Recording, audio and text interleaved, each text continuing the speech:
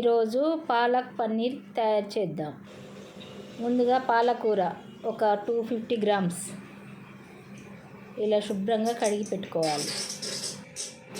Paneer 200 grams ఇలా చిన్న cut చేసి పెట్టుకోవాలి. ముందుగా ఒక గిన్నె పెట్టి ఇందులో వాటర్ పెట్టి వేడి చేయాలి. నీళ్ళు మంచిగా ఎసరు వచ్చిన తర్వాత ఈ పాలకూర ఇందులో వేసి ఉడకనివ్వాలి. ఒక 5 నిమిషాలు మంచిగా ఉడకాలి, పచ్చి వాసన పోయే వరకు.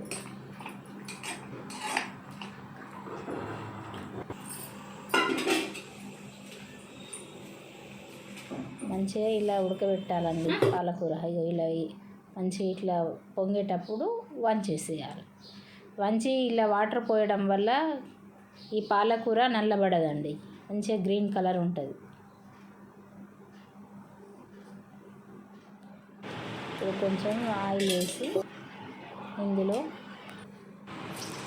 ఒక 5 పచ్చిమిర్చి అండి, ఒక చిన్న ముక్క అల్లం, ఒక రెండు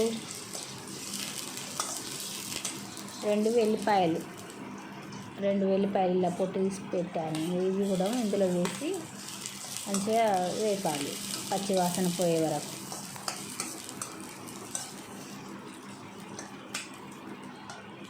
ఇందులోనే ఒక ఉల్లిపాయ కూడా వేసి మంచిగా పచ్చి వాసన పోయే వరకు వేపాలి.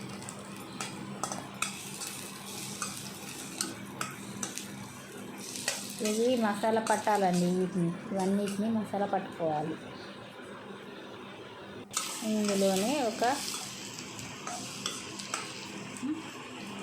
ఒక టమాటా కూడా వేద్దాం. ఇది చూడండి, ఒక చిన్న టమాటా అండి, బాగా పెద్దది అవసరం లేదు. టమాటా మీకు ఇష్టం ఉంటే వేసుకోండి, లేకుంటే స్కిప్ చేయండి. చూడండి, ఇలా మంచిగా వేపుకున్న తర్వాత వీటిని అన్నిటినీ మిక్సీ పట్టాలి.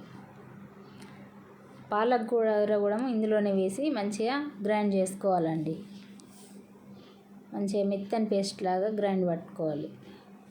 చూడండి, ఇంకొక గిన్నె పెట్టి ఇందులో ఒక 3 స్పూన్ ఆయిల్ వేయాలండి. 3 స్పూన్ వేసిన కొంచెం నెయ్యి అండి, మీకు ఇష్టం ఉంటే వేసుకోండి, లేకపోతే వదిలేయండి. సాజీరా ఒక స్పూన్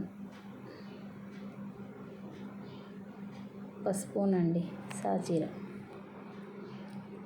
ధనియాల పౌడర్ ఒక స్పూన్. కారం మీకు ఇష్టం ఉన్నంత వేసుకోండి, నేనైతే ఒక స్పూనే వేసిన. చూడండి, ఇలా కొంచెం గోలిన తర్వాత ఇందులో గరం మసాలా, ఈ పాలకూర పేస్ట్ అంతా ఇందులో వేసి మంచిగా ఉడకనివ్వాలండి. ఎంత తొందరగా అవుతుందండి, మన ఇంట్లోనే మంచిగా పాలక్ పన్నీర్ చేసుకొని చపాతీలు చేసుకోవచ్చు. దాబా స్టైల్ లాగా మంచిగా చేసుకొని ఇంట్లోనే తినొచ్చండి.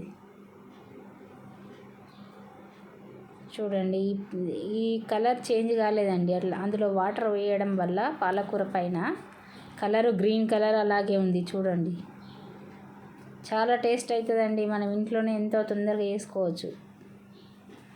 ఒక స్పూన్ అండి సాల్ట్.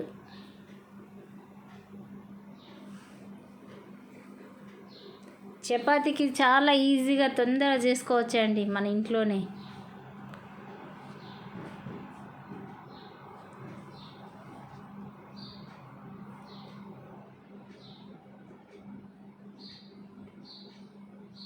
చూడండి, ఇది ఎంత మొత్తం మగ్గిందండి, ఎంత ఉడికినా కలర్ చేంజ్ అవ్వట్లేదు. చూడండి, ఇవి 200 గ్రామ్స్ అండి, నేను చిన్న ముక్కలుగా కట్ చేసుకున్నా. ఇందులో వేసి ఒక 5 మినిట్స్ మంచిగా మగ్గనివ్వాలి.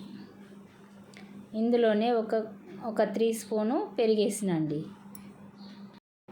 కొంచెం పులుపు ఉండడానికి పెరుగు వేసిన. కొంచెం మార్వాడి మెంత అండి, ఇది వేయడం వల్ల మంచిగా వస్తుంది స్మెల్. ఇందులోనే కొత్తిమీర కూడా వేసినండి.